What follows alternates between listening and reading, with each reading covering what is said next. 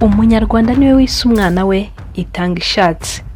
Bivuga ngo icyo Imana itaguhaye ntabwo ushobora kwihata ngo ikiguhe ku ngufu. Ibi birimo ubwenge, ubutunzi, urubyaro, amashuri, ubuzima ndetse n'ibindi. Ibi ariko bishobora guhinduka nk'icuraburindi ndetse no gutakaza icyizere gikomeye cy'ejo hazaza iyo bimwe bibuze utabyiteguye, nko gucikiriza amashuri aho waba ugeze hose, yaba mu mashuri abanza, ayisumbuye se cyangwa kaminuza.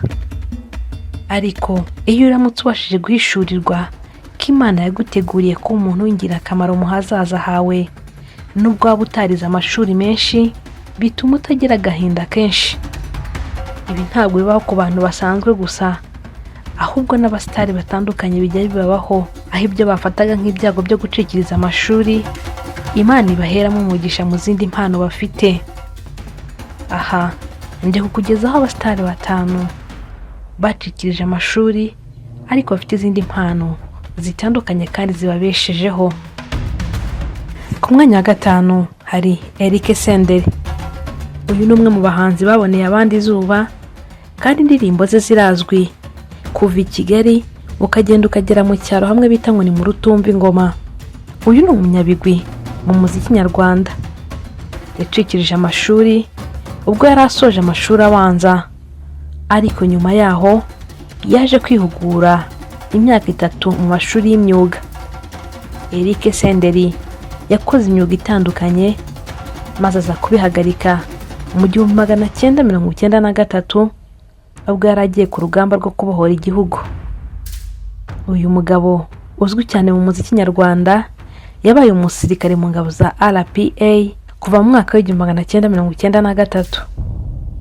Eric Senderi nubwo yahagaritse amashuri ye mu mwaka wa 2013, yihuguye mu ndimi z'amahanga ubu akaba avuga neza Icyongereza. Eric Senderi ni umwe mu bahanzi bakundwa cyane cyane n'urubyiruko, ndetse indirimbo zigakundwa n'abantu bafite morale. Kuri ubu ngubu akaba arimo no kuzenguruka igihugu mu bitaramo bye yatangiriye ingoma ni mu ntara y'Iburasirazuba. Ku mwanya wa 4 reka twasange Nizo Kabosi. Uyu ni umwe mu baririmbyi bari inkingi ya mwamba mu itsinda rya Urban Boys guhera mu 2007. Nizo Kabosi yacikirije amashuri ye asoje umwaka wa 3 w'amashuri yisumbuye hari muri 2006. Nyuma yaho muri 2007 nibwo yahise yinjira mu muziki hamwe n'itsinda rya Urban Boys. Nizo Mohamed yakuriye mu karere ka Huye, aho yatangiriye urugendo rwe rw'ubuzima akora akazi gaciriritse nko koza imodoka, gukanika ndetse no kuba umukarani. Ibi yabikoraga mbere y'uko yinjira mu muziki ukaba inzira y'iterambere. Muri iki gihe Nizo ntabwo ari gukora umuziki cyane nka mbere, ariko afite indi mishinga imuhugije. Yafunguye chaîne ya YouTube nshya yibanda ku buzima bwe bwite n'amateka kugira ngo asangize abafana be urugendo yagiye anyuramo. Ni imishinga ahuriyemo n'umukinnyi wa sinema Queen Lingo. Bivuga yuko banakundana nubwo bahakanye iby'urukundo rwavugwaga hagati yabo. Turacyakomeje n'urutonde rwacu rw'abastari nyarwanda batasoje amashuri yabo ariko babayeho mu buzima bwiza bitewe n'impano zitandukanye. Reka nkwibutse ko Skyline Property Management igufitiye apartment nziza, aho ushobora guhamagara kuri 078 44 612 bakaba bagufasha. Bakorera i Nyamirambo. Reka tujye ku mwanya wa 3 turahasanga Amag the Black. Uyu ni umwe mu bahanzi bafite amazina aremereye hano mu Rwanda muri rap cyangwa se hip hop. Amag yacikirije amashuri ye ageze mu mwaka wa 4 w'amashuri yisumbuye, aho yigaga mu ishami ry'amashanyarazi cyangwa se electricité. Nyuma yo gucikiriza amashuri yihuguye mu gukora ibintu byo gukanika harimo nko gukora firigo. Kugeza mu mwaka wa 2011 Amag yamenyekanye mu muziki ndetse yakoze indirimbo nyinshi zakunzwe, harimo nk'indirimbo yise Uruhinja, Igifu ndetse n'izindi. Ubu ngubu Amag the Black akaba akora imirimo itandukanye ndetse irimo no korora inkoko. reka ngusaba ukore subscribe kuri Rwandalive dukomezanye n'ibiganiro byacu bitandukanye. Ku mwanya wa kabiri turahasanga Sasha Kate. Uyu ni umwe mu bakobwa binjiye mu myidagaduro mu Rwanda hafi mu myaka 17 ishize. Yabaye igisonga cya kabiri cya Nyampinga wo mu karere ka Nyarugenge mu mwaka wa 2010.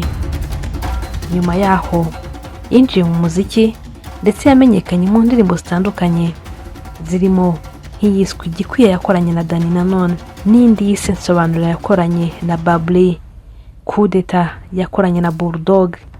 Ni umukobwa wubatse izina mu muziki nyarwanda. Ikindi kandi wamenya kuri Sasha Kate, yagiye agaragara mu mashusho y'indirimbo zitandukanye z'abahanzi, ndetse nubwo acecetse cyane ariko n'umwe mu bakobwa bakunda gutigisa imbuga nkoranyambaga kubera ikimero cye. Sasha Kate yacikirije amashuri ageze mu mwaka wa kabiri w'amashuri yisumbuye mu mwaka wa 2007, ariko Imana yamuhaye umugisha mu zindi mpano ze, harimo nk'izo kumurika imideri, akaba afite n'imyenda ye akora ku giti cye ifite na marke ye. Uyu ni Sasha Kate twari dufite ku mwanya wa kabiri. Ku mwanya wa mbere tuhafite Isimbi Noeline. Uyu ni umwe mu bakobwa bakunzwe cyane ku mbuga nkoranyambaga, ndetse yatangiye kumenyekana mu mwaka wa 2019 ubwo yashyiraga amafoto y'ubwambure bwe hanze.